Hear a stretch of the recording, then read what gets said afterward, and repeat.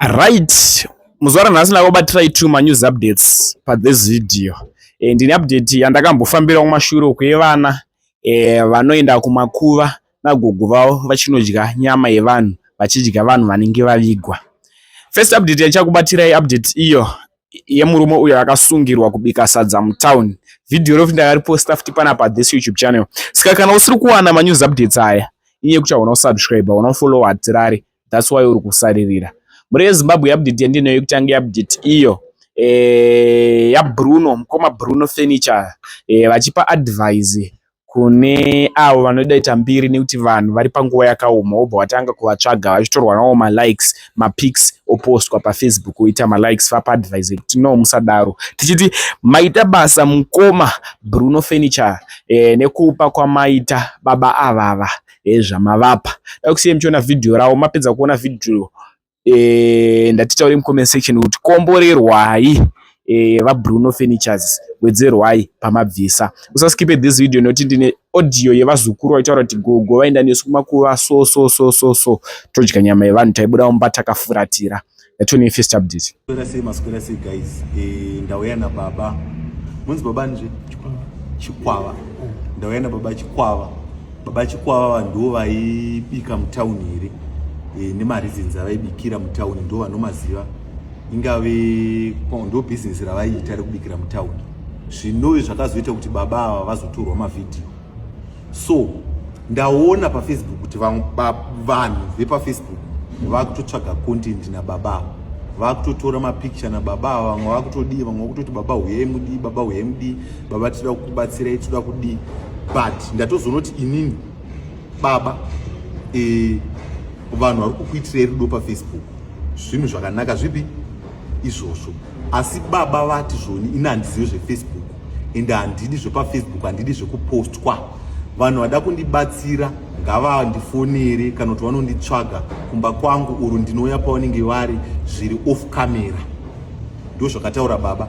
One off mwana wababa ndo vakandifonera vakati zvoni mukoma Bruno ndimuri paFacebook, tokumbira kuti mutisvitsire kumhuri yeZimbabwe kuti nhamo tinayo yedu asi musaposte baba wedu paFacebook zvisina zvatisiri kubvumirana nazvo. Ndizvo iri baba? Baba vari kuti havadi kupostwa.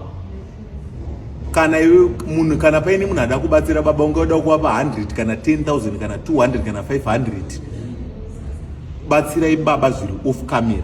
Kune vamwe vanhu vakutotsvaga content zvakafanana nepicture nezuro rakatrenda riya rina anonzi adopted son, adopted anonzi adopted son, adopted or adopted son.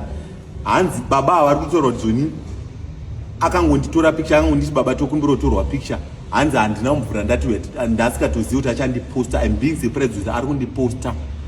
Musade kutsvaga mari nevanhu vamunenge maona vari pasocial media vanenge vachitawo zvinhu zvekutsvaga raramo kana kuda kutora advantage yababa nekuti havazivi zvepaFacebook. Kana tichida kubatsira vanhu ngatibatsire zvinhu zviri off camera.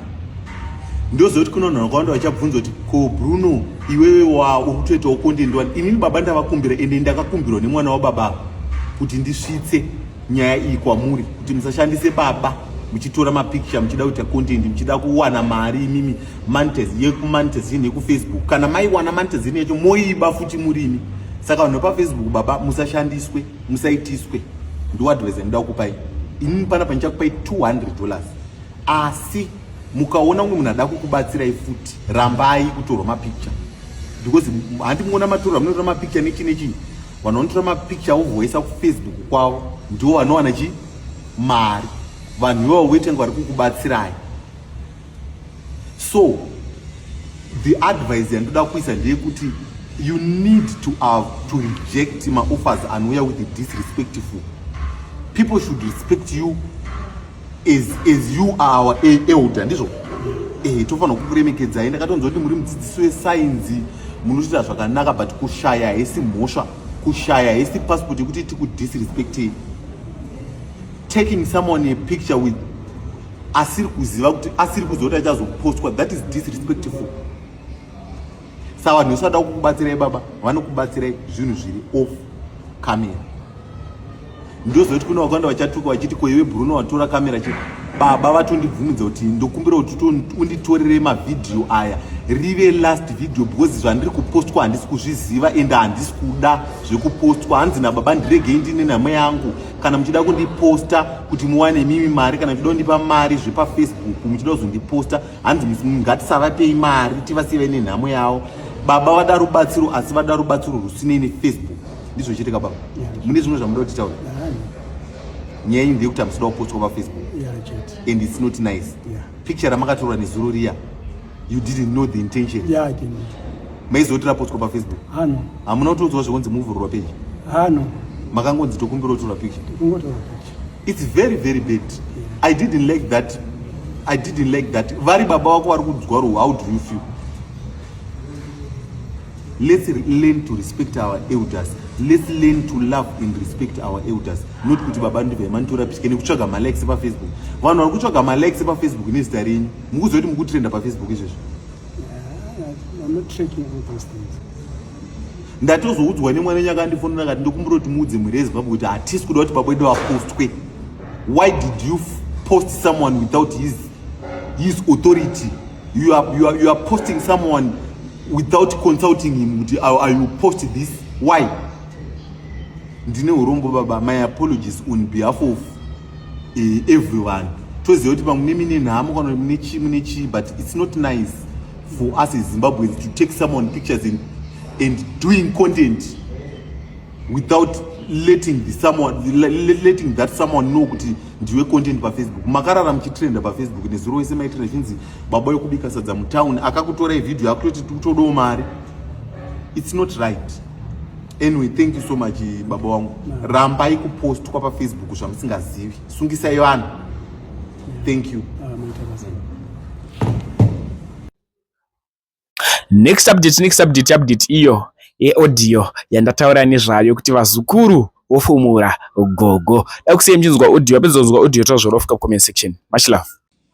Plus futi teti kana zuva rakunotsvuka handiti gogo vetishedza vazukuru vese vepamba ndokairi tomira takadai takatarisa tisinotarisa kudho kudai nemanhendesi shure handiti tikupinde gogo akabata hari neropa handiti vachidai handiti tobva tatenderedzwa chiseko ivo vagara pakati handiti vagara pakati vobva tanga kuti mwisa ropa riya nenge riri tsvuku chairo tumwisa ropa riya ropa rachona rinoti sauti kakutsanyirira handiti tobva tamwa kana kuti vanhu vakunovata handiti vavata isusu tebuda gogo etora chisero chavo nemutsvairo wavo handiti vatora muchisero wavo vobva vatikwidza muchisero ivo vari pamberi vobva vatanga kudhiraivha isusu tobva tatanga kuenda vobva vasvika pane makuva vaibva aminoti vanovhura sei makuva handizivi. Makuva usoti unovhura sei? Handizivi kuti anovhura sei. Voya nemunhu vevhura makuva voya nawo vouya nemunhu anenge ari momo vane chaimira pauti vanoenda kurufu paya nditi vona paanenge achivigiwa vozoenda tozoenda temu angwerekana angochekekega tangomisa ingochekekega totopuwa inini ndotopuwa gumbo vamwe vachona vazukuru vapuwa gumbo vadikidiki vapuwa maliva taka nyama yachona inoti sauti titodya tobva tadya kudaro tobva tauya kumba tobva tavata mangwana achona ndizvozvo. Alright, saka kuno kuHarare zvinoitika futi? Kunokuta kutoenda tese tatobuda vana vese iwe nani sataure mazita avo yangadzi dzako idzi matwins neuzvo motoenda mese motosvika ikoko? Tosvika. Makamboenda kupi kwaunoziva? Kuzororo. Wotoziva kuti apazorora. Sike unozvida here izvo? Hauzvide? Mama wandoziva kuti iwewe vanombokuona uchitora chinhu uchizvidhokonya. Unenge chii chaitika ipapo? Ndanongovaiwa. Kuvaviwa? Kuda munhu, kurara nemunhu? Alright. Saka iwewe kuda here munhu anokubatsira kuti zvibve zvinhu izvi? Hanzi namama vavo vanombotaura kuti toda kubatsirwa wati iwewe nyangwe mukadedza munhu upe haasvigoni. Ndani anenge akudza kuti haasvigoni? Gogo. Alright. Apa wakapedzera kuenda rini? Kubuda nagogo kuenda ikoko kuno Nzwe Friday. Alright. Nezuro havana kuuya? Nezuro? Ko pa mwana waMakotu waiziva zvawaiita here pawaitora mwana waMakoti? Gogo wangu akuzotora mwana? Kutora mwana waMakoti? Wasuziya ndi? Alright. Chakukutsvagira here kubatsirwa ntika wati hausi kusvida kaiwe? Ndikati mbotaura nehanzvadzi yako. Iwewe dauti undiudze kuti zvekutaurwa nasisi wako zvekuti munoenda kuzorora munoenda sei? Zvekutaurwa nasisi zvekuti munoenda unoziva kuti unoenda kuzorora here? Unoenda sei? Ndiudze. Tabuda nepadhoo. Nepadhoo? Nani? Nagogo. Tabuda daro. Aya makuva kai. Mamwe atona ruko. Pakati wapo. Tinovhura makuva shota. Handitombo makuva kai. Gogo anenge achireso. Kana zvatadza kumutsa. Vanotishedza. Tovabatsira kudeso. Tovabatsira. Munhu atanga kumuka timuka. Anamuka. Anoda unodonha. Obvaisa chisero. Tatanga kumusumudza tichimusumudza. Tichimudaiswa achisumudza. Tichimusumudza tatamisa pasaidha. Tatangoona wangochekeka. Tatachi. Matya. Vanokupai chii gogo? Vanokupai chii papa? Mama temunhu. Saka iwewe nyama yemunhu unotoziva kuti inonaka? Hauidi? Alright. Ko ukapiwa nyama yehuku unoida? Nyama yehuku? Chicken nini? Mama wanombokutengera chicken nini? Mama? Kutengera vanokubikirai? Saka iwewe unozvida here izvozvo? Zvokuenda usiku? Saka imimi tinoita kuti mukwanise kubuda mama nadhiti vasingakunzwe munoita sei? Vanongoya vanongoti patino vana mama pavanovata niyo. Vamenoti vanozona sei kuti haiyo zvino havachamuke vavata. Ouya wobuda nesu nepadhoo apa. Vanobuda nesu nepadhoo apa. Vabuda nesu padhoo ipapo tataenda.